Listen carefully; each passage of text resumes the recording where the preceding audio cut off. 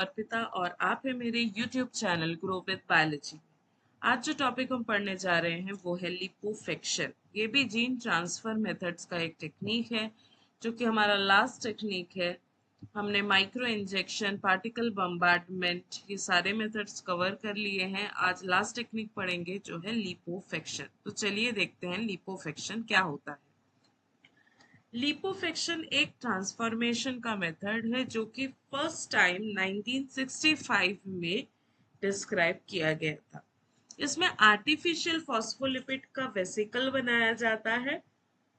Phospholipid जो हमारे membranes का मेजर कंस्टिट्यूएंट है, उसी का एक वेसल बनाया जाता है जिसके थ्रू हम डिलीवरी करते हैं। ये मल्टी लेयर हो सकता है या यूनिलैमिनर, मतलब सिंगल लेयर का भी हो सकता है, या मल्टी लैमिनर या मल्टीपल लेयर का हो सकता है। इसका जो साइज होता है वो होता है 0.1 टू 10 mm से 20 टू 25 नैनोमीटर, यहाँ तक ये हो सकता है। अगर मल्टी लैमिलर है तो उसकी साइज 0.1 से 10 mm तक होती है, और अगर यूनिलैमिलर है, सिंगल लेयर है, तो 20 टू 25 नैनोमीटर इसका साइज होता है। अब ये जब बनाते हैं तब उसी के अंदर में आपका जो मतलब जो डिफाइंड डीएनए है जिसको हम ट्रांसफर करना चाहते हैं, उस डीएनए को उसके अंदर लोड कर देते हैं। लोड करने के लिए दो मेथड है। पहला मेथड है मेम्ब्रेन मेम्ब्रेन फ्यूजन, और दूसरा है डीएनए लिपोसोम कॉम्प्लेक्स का फॉर्मेशन कर देना। तो इन दोनों मेथड से जो आपका आर्टिफिशियल लिपोसोम बन रहा है, हम आर्टिफिशियल क्यों बोल रहे हैं, क्योंकि हम इसको लैब में बना रहे हैं, ना कि हमारे पास ये रेडीमेड नेचुरली होता है। लैब में आपको जो डीएनए चाहिए उस डीएनए को लेके लिपिड के लेयर के साथ, चाहे आप यूनिलैमिनर ले ले या मल्टीलैमिनर ले ले, उसके साथ आप उसको लोड करें।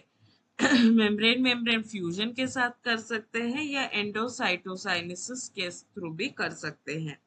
तो अल्टीमेटली आपके पास एक फॉस्फोलिपिड का वेसल रेडी हो जाता है जिसके अंदर आपका डिजायर्ड डीएनए कैप्चर्ड है।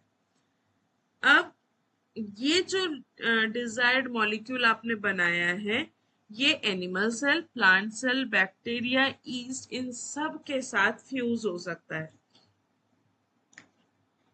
ठीक है, तो ये जब फ्यूज हो सकता है, तो जब वो फ्यूज होगा तो अपना डीएनए उस सेल के अंदर डाल देगा। तो आपके पास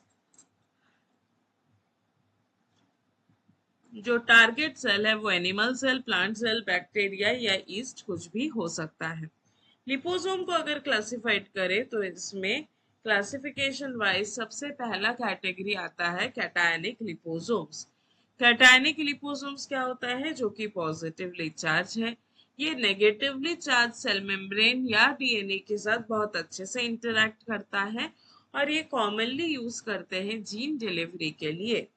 इससे सेल के अंदर जो डीएनए का अपटेक है बहुत इजीली हो जाता है। एग्जाम्पल्स है डीओटीएपी या डीओटीएमए। एडवांटेजेस क्या, क्योंकि ये पॉजिटिवली चार्ज है तो इसके साथ डीएनए आरएनए का बाइंडिंग हाईली एफिशिएंसी से होता है, और इससे ट्रांसफेक्शन भी बहुत एफिशिएंट होता है। लिमिटेशन क्या है, ये साइटोटॉक्सिक भी हो सकता है, और ये लेस स्टेबल होता है ब्लड सर्कुलेशन के अंदर। तो ये है कैटायनिक लिपोसोम। नेक्स्ट आते हैं न्यूट्रल लिपोसोम्स। न्यूट्रल लिपोसोम्स में कोई नेट चार्ज नहीं होता है। इसमें फॉस्फेटिडिल कोलिन और कोलेस्ट्रॉल से ये बना हुआ होता है। तो फॉस्फेटिडिल कोलिन और कोलेस्ट्रॉल ये बेसिक इंग्रेडिएंट है इसके मेम्ब्रेन के अंदर।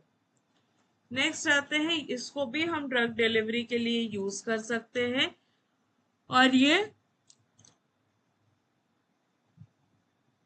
ब्लड के अंदर बहुत लंबे समय तक सर्कुलेट कर सकते हैं। तो जो स्लो रिलीजिंग ड्रग्स है उसको हम न्यूट्रल लिपोसोम्स के अंदर बनाते हैं।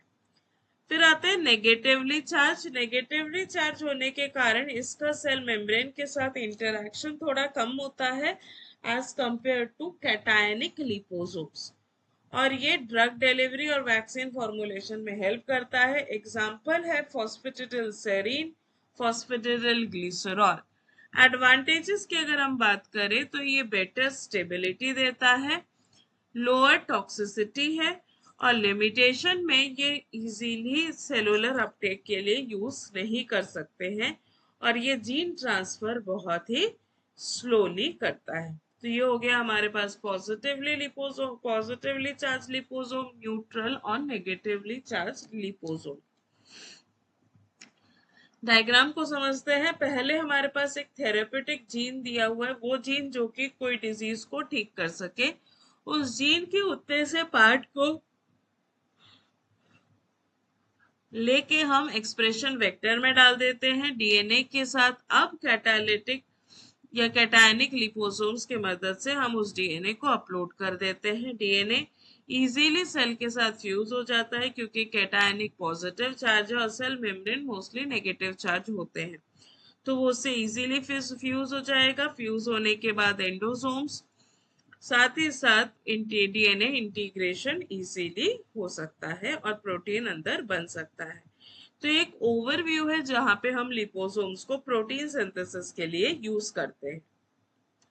अब आते हैं एडवांटेजेस। ये बहुत इकोनॉमिक है, एफिशिएंटली जीन ट्रांसफर कर सकता है, न्यूक्लिक एसिड की डिलीवरी मिनिमल टॉक्सिसिटी के साथ होता है। न्यूक्लिक एसिड जो आपका डीएनए या आरएनए है वो डिग्रेड नहीं होता है, ये इजीली बचा लेता है इसको डिग्रेडेशन से। मेजरेबल चेंजेस आप कर सकते हैं क्योंकि ये डीएनए ट्रांसफर जो है ये एक सीक्वेंशियल प्रोसेस है, तो आप एक के बाद एक के बाद एक आप इसमें मेजरली आप इसमें ट्रांसफर मैकेनिज्म इजीली कर सकते हैं। ये काफी इजी टू यूज एक्सपेरिमेंट है और इसमें मिनिमल स्टेप्स है, आपको बहुत कम स्टेप्स में ही आप इसको आउटपुट ले सकते हैं। डिसएडवांटेजेस की अगर बात करें, ये सारे सेल पे एप्लीकेबल नहीं है और बहुत सारे सेल लाइंस में ये ट्रांसफेक्शन भी नहीं कर सकता। तो ये बहुत ही छोटा सा टॉपिक है या टेक्निक है जिसको हम लिपोफेक्शन बोलते हैं। ये इजी टॉपिक है, शॉर्ट नोट्स में आता है, तो आप सबसे रिक्वेस्ट है कि अच्छे से आप इसका नोट्स बनाएं, डायग्राम्स इसके साथ ड्रॉ करें, कैटायनिक न्यूट्रल और इसके एग्जाम्पल्स को अच्छे से समझे, और यहाँ तक आपका आंसर कंप्लीट होता है। अगर आपको कंक्लूजन लिखना है तो आप कंक्लूजन में लिख सकते हैं कि ये फॉस्फोलिपिड से बना होता है, इसमें एज पर चार्ज कंस्टिट्यूएंट बदल जाते हैं, ये डीएनए या जो भी ड्रग है उसको डिलीवरी करने में हेल्प करता है, वो इजीली टारगेट सेल्स को टारगेट करके उसमें ट्रांसफेक्शन करने में हेल्प करता है। तो ये है आपका एक छोटा सा प्यारा टॉपिक लिपोफेक्शन। यहाँ तक बने रहने के लिए बहुत बहुत धन्यवाद। आगे भी इस तरह के टॉपिक के लिए स्टे ट्यून्ड रहिएगा इस चैनल पे। Thank you and happy studying.